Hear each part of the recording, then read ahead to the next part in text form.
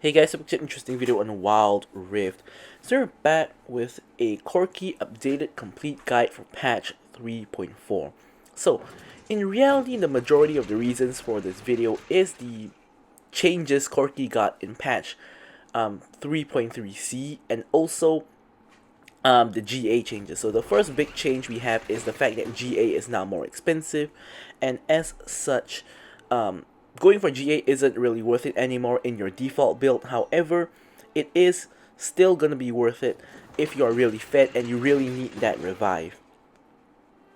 Alright, so the other things that changed is firstly the nerf to Corki is his package lasts a shorter duration. So you will see that a little bit later on in the gameplay where the package duration can really be felt to be shorter, especially if you're a Corki player. You can definitely feel the duration changing from a minute to 45 seconds. It feels like you're always running out of package to hold on to your package, and you have to use it, expend it like faster, which was the whole point of the nerf.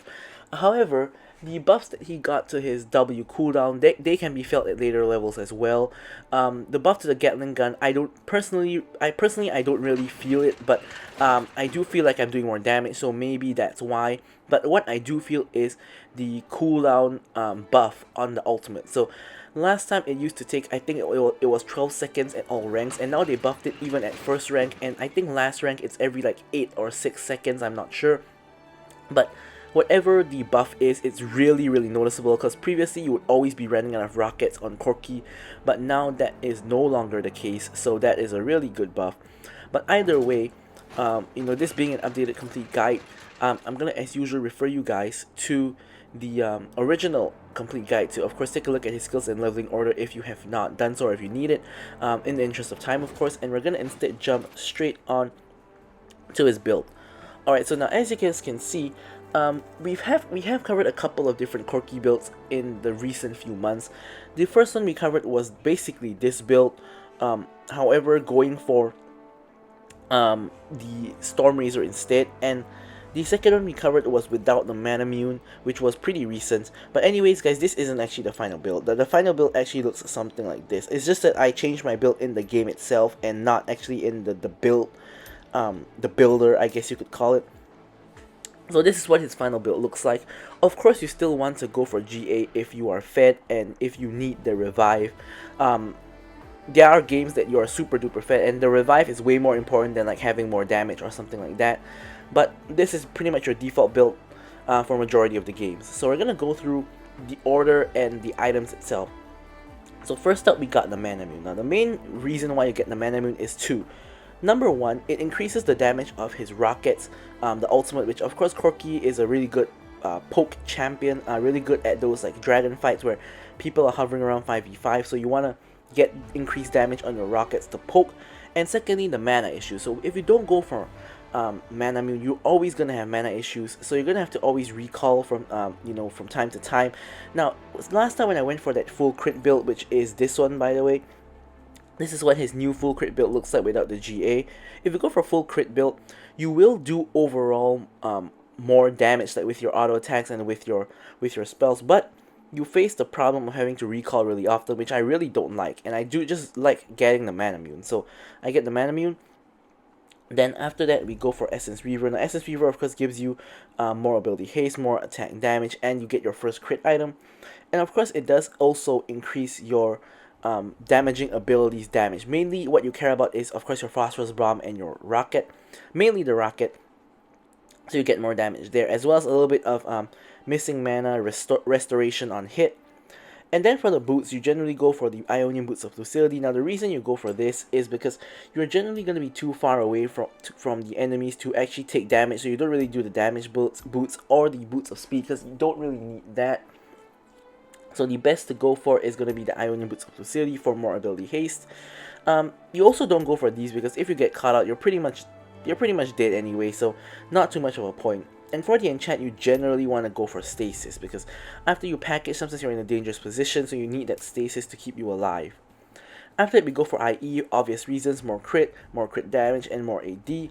And then you go for Solari Charge Blade. Now why do you go for this? Because you get, again, more crit, more ability haste. Attack speed is not too important, but you also get the passive, which of course grants you a stack every time you cast an ability, and then when you auto attack it can crit for magic damage, which of course Corki already does majority magic damage, so this is going to be even more helpful for that. And also Corki can proc this really easy because he has 6 stacks of his ultimate, so he can proc the charge blade like 6 full times, so it really does make sense to go for this. Finally, we go for the Void Staff for the magic penetration, because Corki does 80% magic penetration, magic damage, sorry, and 20% physical damage. So it doesn't make sense to go for a physical damage item, it only makes sense to go for magic damage.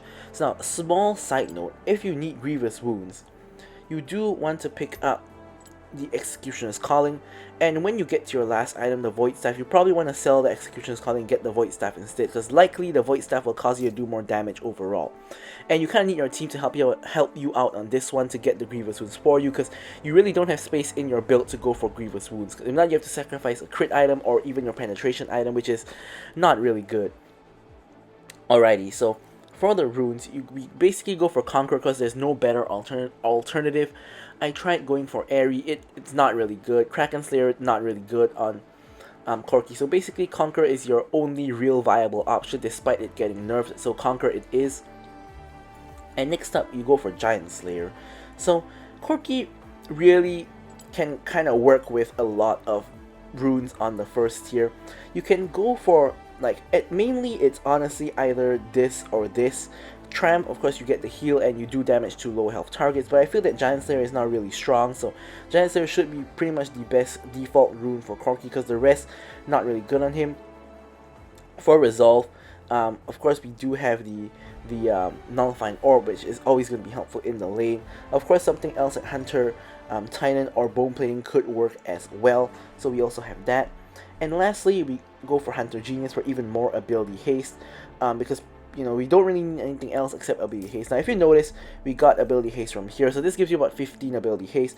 We got 20 ability haste from here, 20 ability haste from here, 15 ability haste from here, and another 15 from here.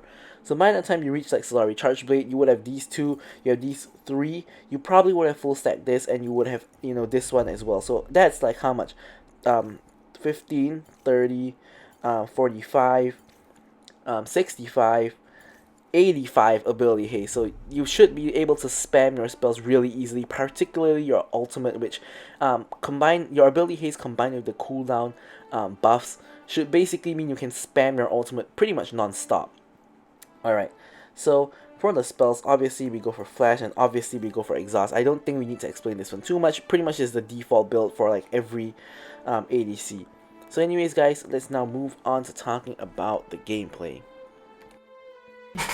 Alright, so now moving on to the gameplay itself.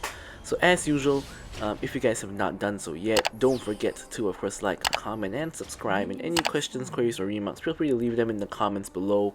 Well, of course, we respond to them. Alright, so here we have the Corki gameplay now. Of course, not too much to discuss yet. Alright, just a small side note.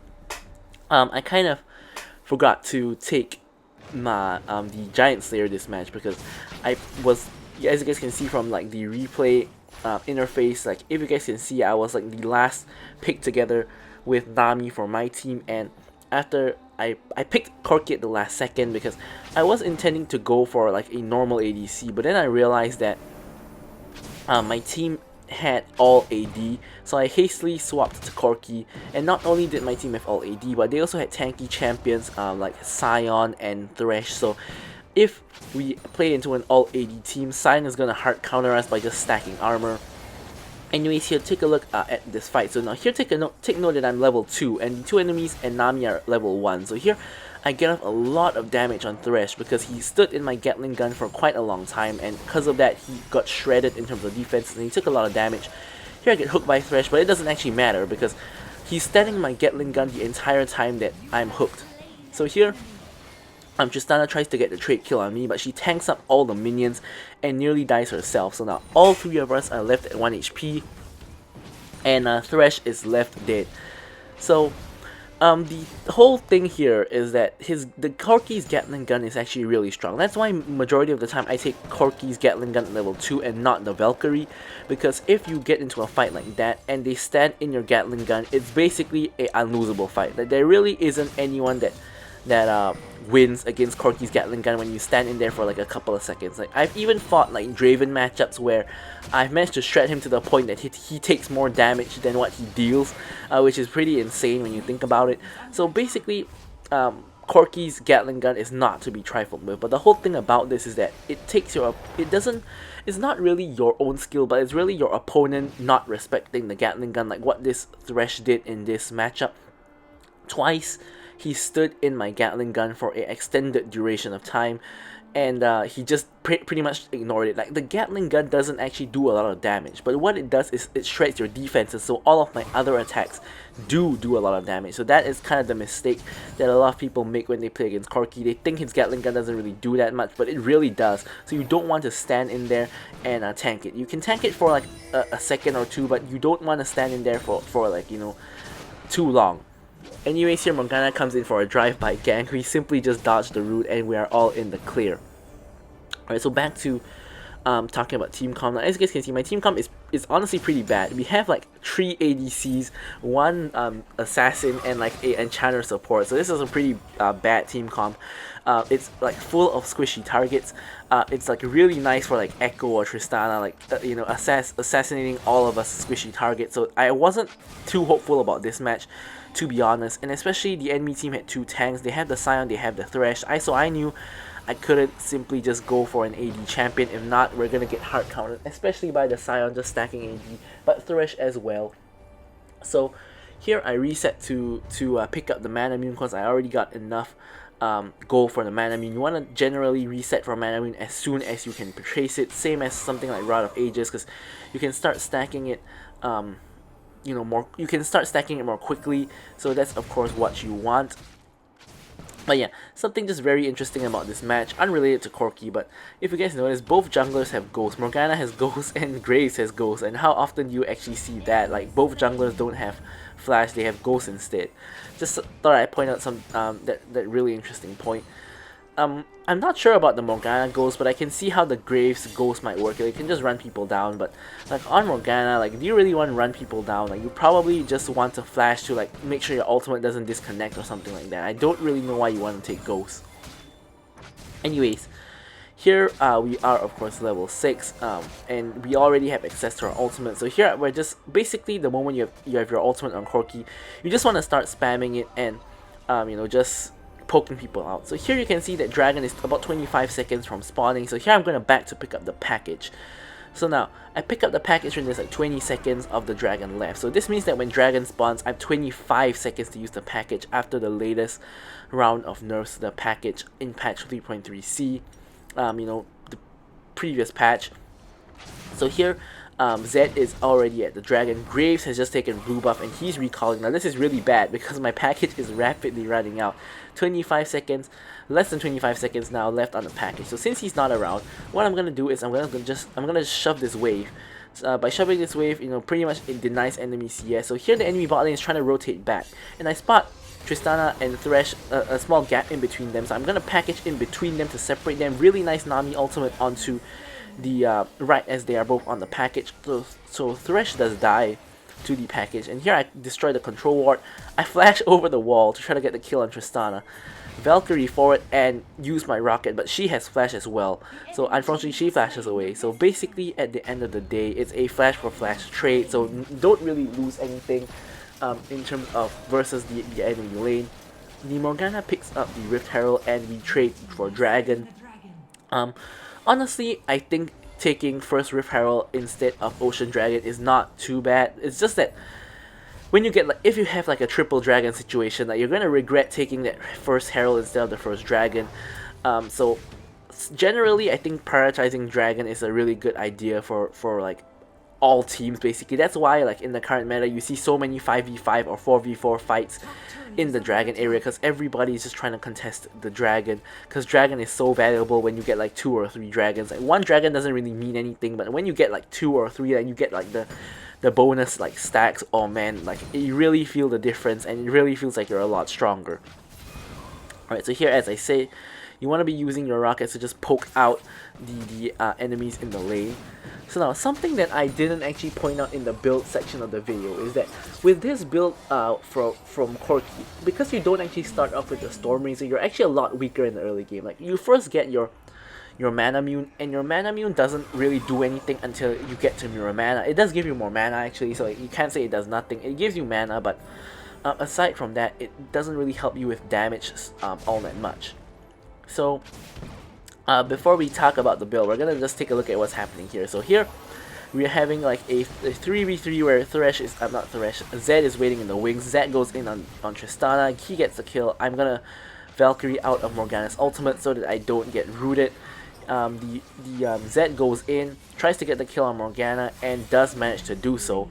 And here only Thresh is left. I'm gonna snipe the Thresh with my rocket, and we get the kill on all three of them. So a successful 3v3 teamfight win for us. Echo tries to come in for the cleanup, but Nami pops the heal, so we do get the movement speed to hightail it out of there, and picking up 3 minions in the process as we go out. Alright, so the next item you build after you get the mana mune is going to be your Essence Reaver, which is what we're building towards at the moment. So another small note is, if there are no objectives, try to not pick up the package, because you are not really going to make effective use of it if there isn't an objective to to play for. So the problem with this build is, like, as you guys can see right here, I don't have my mana mune evolved yet, and I'm building toward my Essence Reaver, but the Essence Reaver components are pretty trash. You have Caulfield's Warhammer and the Cloak. Unlike something like the BF Sword for like Infinity Edge, or for like what's that called, Storm Razor. So anyways, we pick up the kill on the Thresh again, and we are able to actually get the fruit. We barely miss out on the kill on Tristana. Tristana flashes, and we are barely out of range for the rocket, so there's not too much we can do here. But Zed does manage to finish off the kill on the back end. So overall, it's a 2-for-1 trade. Our support for their bot lane, it's of course a great trade, so we'll take that any day of the week. Alrighty, so again, back to the build. You have Caulfield's Warhammer and you have the Cloak, so it's a really bad build path. So now that I have finally actually gotten my Essence Reaver, it's a little bit better because I have a full item, but still I don't have the mana mune, so I'm still not mirror mana, sorry, so I'm not really that strong yet. So that's sort of the issue with this Corki build, that is, you're pretty weak in the early stages of the game. It needs to pretty much be past 10 minutes for you to be really strong. Now fortunately for me, I'm actually 3-0-4, so I've actually picked up quite a lot of kills, and now it'll take even longer to get to a point where I want to be. Only when you start picking up Infinity Edge is probably around when your mana mune has evolved, or rather when you're building towards Infinity Edge. Maybe it's when you have the evolve, and that's when you really start to come online. So yeah. So here anyways, we're just poking them out. As you guys can see, we actually have managed to full stack the Conqueror just by poking, which is pretty much the point of Corki. So here we managed to destroy their Rift Herald, so that's great. The Rift Herald not really going to do anything. And here we're just trying to interrupt backs. See, Graves there interrupted both their backs. I interrupted Morgana's back. Again, Graves with the ult interrupting a back. And here I'm going to shoot Thresh to interrupt his back as well. So here we're just trying to annoy them, trying to just keep them in the lane. It can be really frustrating when your back gets interrupted a couple of times. And here we pretty much can force the tower because Morgana has successfully backed. Only Thresh is left to defend, so it's a free tower for us. And here the dragon, you guys can see 30 seconds from till the dragon spawns. So I'm gonna reset. I'm gonna pick up the stasis, and I'm gonna pick up the package as well. So again, I'm picking up at around 25 seconds before dragon spawns. So this will give me 20 seconds to use it after the dragon spawns, but looks like Morgana is at the Rift Herald area, so she may not even be contesting the dragon. But either way, it's still a good idea to pick up the package, because you never actually know if they are gonna come over to contest or not. So they have already gotten the Rift Herald actually, so Graves is actually going over to chase them away, I guess. So here Graves is rotating back down to the dragon. We just started out. We have the control ward in the pit, and we know that there isn't actually any wards here in the pit to see us. So here we're just shredding it with the Gatling gun. We're gonna use package to burn down the dragon more quickly because the package is gonna run out. So if we don't use it, it's gonna be wasted anyway. So might as well just use it to take the dragon faster. Alright, so here we see a little bit of a scuffle breaking out in mid, but not too much is really gonna happen here. As I mentioned, Corki, you never really all in someone and dash into their face with your Gatling gun unless they're like really low or you know that you can kill. So in the neutral game, all you are doing is shooting auto attacks and rockets mostly. Echo goes in here. I actually misclicked my stasis. I meant to click my ultimate here, but either way, yeah, not looking too good. So Nami does pay the price for that. Zed is trying to escape, and he does manage to do that. And yeah, so now we are left with a situation where my whole team has the back, and the Rift Herald is going to spawn in the mid lane, so I can't really stop this Rift Herald, unfortunately, without putting myself in any unnecessary danger. So I'm going to have to just let it collide, and I'm going to get rid of it the moment it collides, so it doesn't get a second charge onto the tier 2 tower. That's pretty much the best I can do since my entire team is all either dead or recalling. Alright, so here, just recalling mainly like for the health and all that, so we're gonna just pick up a couple of items as well. I believe we picked up the longsword. Not too much to really pick up there, but you know, just pick up what we can. Yeah, so here just clearing out the mid lane, and looks like they're kind of setting a trap in the jungle for any unsuspecting victim that walks by. Here I think Echo is actually typing to his team, and he doesn't notice he's getting attacked, so he looks like he's AFK there, but he's probably just typing, probably flaming his team. Anyways, we kill him. Thresh is in danger as well. We kill Thresh as well. Tristana ults us away, which actually works because we are pretty low on health anyways. And Morgana comes into the picture. Now here, Corki is a really good sieger, so if you're trying to siege a tower, which we are not trying to do here, but if you're trying to siege a tower, you can really easily just blast them with your Q and your ult, and it makes it really hard for them to defend against your siege, because they're gonna be tanking a lot of poke from you, and if they tank enough poke, you can even just convert the siege into a tower dive, because they obviously don't have the health to actually survive the tower dive. So that's one of the great strengths of Corki. And yeah, I think overall the changes in patch 3.3c did actually make Corki stronger. Of course, Corki can't make use of any of the new items in patch 3.4. Not really. I mean, Cosmic Drive and Riftmaker doesn't really work on Corki, and neither does Serpent's Fang or Imperial Mandate, obviously. So Corki, you know, we've gone through the build. Pretty much, it's gonna be really similar, just without the GA. So yeah. Alright, so as you guys can see, the package is up, but we're gonna of course wait for an objective before we pick up the package as usual, because that's when the package is the most valuable, is when you use it for an objective. However, now if we take a look at the top lane, we see that the whole 5 stack of the enemy team is there in the top lane going on our team. So now this is one of the few instances that picking up package when there's no objective actually makes sense, because here we can use it when the whole enemy team is there. So here Lucian already picks up a double. Here I'm packaging in, as you guys can see, onto Thresh and Morgana. I'm not going to care about the Thresh, prioritizing the Morgana. I do quite a bit of damage to her. And Corki, the Echo comes in, but unfortunately I'm a little bit too fat. He should have gotten the kill on me there, but just because of the fact that I'm super duper fat, I destroy him in an instant. And yeah, so that was not the best package in the world, because the majority of the fight has already ended, but it still helped me catch up to Thresh and Morgana. So it's not too bad, I guess, but definitely not the best. So here we can probably pick up the IE. There we go, we got the IE. So here we got 3 items. We have the evolved Mana Mune already. We got the Mirror Mana, we got the Essence Reaver, and we got the IE. So at this point in time, we should be really strong. So I mean, we already obviously are. So here we're just gonna get the red buff from Graves. Graves gives it over. Really nice of him. Really, that's what he should be doing. So, but you know, after so many matches of having just junglers refuse to give buffs, you know, sometimes you just feel that they're really nice. So here we can see them doing blue buff. I was planning to actually snipe this out with my rocket, but instead Graves hops the wall and just goes in. So I'm gonna do the same. I find myself in the middle of 3 enemy teams. Thankfully, I got the stasis, and I also got the Valkyrie. Oh, was that a Valkyrie? No, that was not a Valkyrie. Actually, that was Tristana's ultimate. So Tristana kind of trolled there. They had a free kill onto me, but Tristana actually ulted me away from her team and actually helped me to survive. So that was kind of a troll move by Tristana. I'm pretty sure that she thought that the ult would kill me, but her ult doesn't actually do that much damage, especially since she's kind of behind. So kind of unfortunate for her. And as a result of that, their team kind of gets chunked out. They're gonna have to recall, and we have the setup for dragon. You guys can see we have double ward in the blue buff area, another like ward like in their tri bush, and another ward in like the other bush. So pretty much it's a free dragon. Like we can see them coming, we can turn on them, we'll kill them if they come, and we do end up with the triple dragon. So now at this point, the game pretty much should be won. We're at 6-0 and 6. We got triple dragon, and our team has like a 10k gold lead. So pretty much the game is already won at this point, unless we throw the game.